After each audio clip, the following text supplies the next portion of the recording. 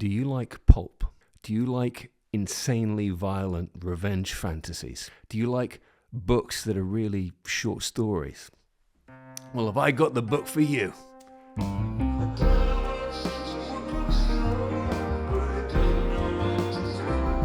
The Night of Baba Yaga. I think it's fair to say that this book only exists, at least marketed to this extent, in English because of the success of Bullet Train.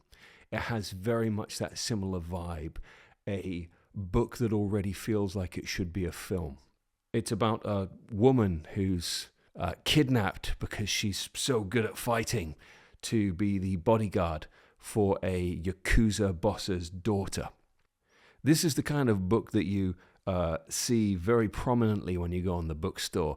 It's like the cool book, the book that I instantly take a dislike to because it feels like it's judging me if I don't pick it up and look at it. And the cover doesn't lie. All of the quotes on the front and the back, they're not wrong in terms of it being ferocious and violent and a little bit transgressive. So, what's it like?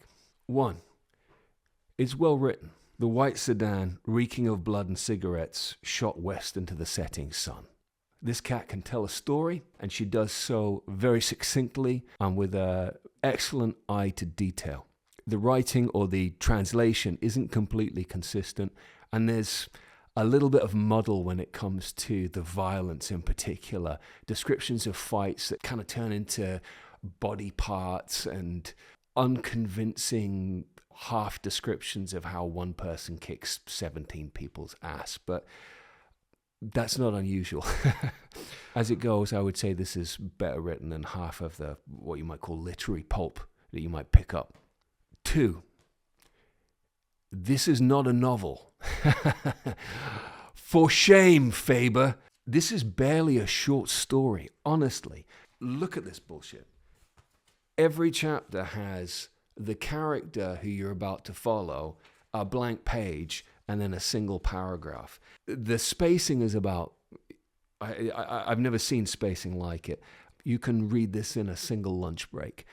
That's not me being a dick about length. That's just me saying this is a breach of Trade Description Act. This is not a full novel. And if you buy it expecting to be able to sit down and enjoy it over an evening or two, you better read it slowly. 3, it definitely gives you that Japanese hit. I would say it's less specific and interesting as some others in the same genre. There's less kind of startling differences or things that you don't expect. I'll give some recommendations at the end. It gives you a bit more of that hit. But it certainly gives you that sense of stepping briefly, if quite shallowly, into a different culture and a different place and time. 4, this is very much one of those whose power fantasy is this kind of books. It has an almost James Ellroy delight in sadistic situations and people being really horrible to each other. Everything and everyone has to be as rotten and disgusting as they possibly can. This is definitely one of those books where all men are shit. They're all disgusting rapists, horrible misogynist, murdering bastards, but in that very cartoony, exploitative way that doesn't feel particularly psychologically convincing. They just are like that, so that they're easy to hate and they're easy to dispatch, and you're meant to enjoy the sadism with which they're killed and having their willies chopped off and put in boxes. And I just don't know who that power fantasy exactly is for in a healthy way.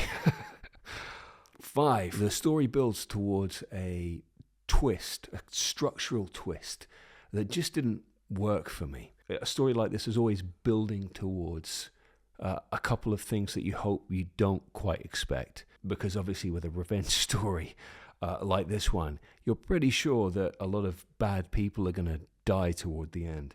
And yes, that kind of secondary revelation wasn't as clever or exciting as I hoped. It was more a case of just withholding information rather than cleverly setting out clues that make you go, oh my God, of course. So, this book, where does it lie in the rating system? It definitely has some strengths, but it left me cold. The Night of Baba Yaga is better than watching this. It's a more meaningful way to spend an hour than looking at your phone. No less, no more. To start with, it's just too short to be considered a novel. I'm all for Japanese brevity. I love it, but anything that you could read in a lunch break and still have time for a walk, you can't consider to be a full-length book, and yet it has a full-length price. It had a confused third act with a twist that didn't really work. But more than anything, this is presented to you by Faber, no less, as elevated pulp, as literature, and as a slice of nasty revenge, exploitative fantasy. I don't know what it adds to the genre. So, alternatives. If you're looking for a breathless action movie feel, Japanese thrill ride, you can't go wrong with Bullet Train. If you're looking for a really hard-hitting, 1 against 100 gangster drama, I'd be old school, and I would go all the way back to Dashiell Hammett's Red Harvest. If you haven't read this, it's still the original and the best. If you're looking for a twisted slice of Japanese sadism that involves, a number of very weird and unsavory characters, weird, unpleasant sex stuff, and then psychotic women in it, I might be tempted with the Tokyo Zodiac murders. I think it was written in the early 80s. This starts really sick and then goes off in a direction you don't expect. It feels very exploitative and very misogynist to start with, but it really changes. So you could give that a try. And if all of that sounds totally horrible to you, but you love books set in Japan, I would go for Sweet Bean Paste by Durian, which is the most wonderfully evocative, wistful little book. Again, about half this size, about redemption and loneliness and kindred spirits finding one another in Tokyo. That's it. I really wanted to have an alternate to Baba Yaga that was a kick-ass female assassin takes on the world kind of book, but I couldn't think of any that didn't just kind of devolve into misandrist power revenge fantasies. So I know they're out there. Let me know what I'm missing. So that's The Night of Baba Yaga. You'll find links to this and all the other books I've talked about in the description below. If you click on those links, it helps me out. If you want to help the world out, go to an independent bookstore and buy it there. They will have a copy, I promise. Thanks for watching. If you like this, you know what to do.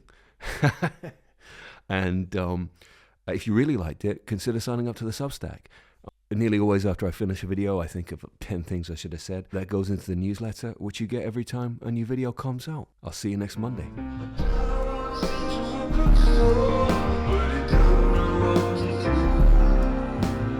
If you'd like to see a review of something I really loved, check out The Impossible Thing. Or if you want to see me get borderline angry, check out Agent 17. But trust me, you won't like me when I'm angry.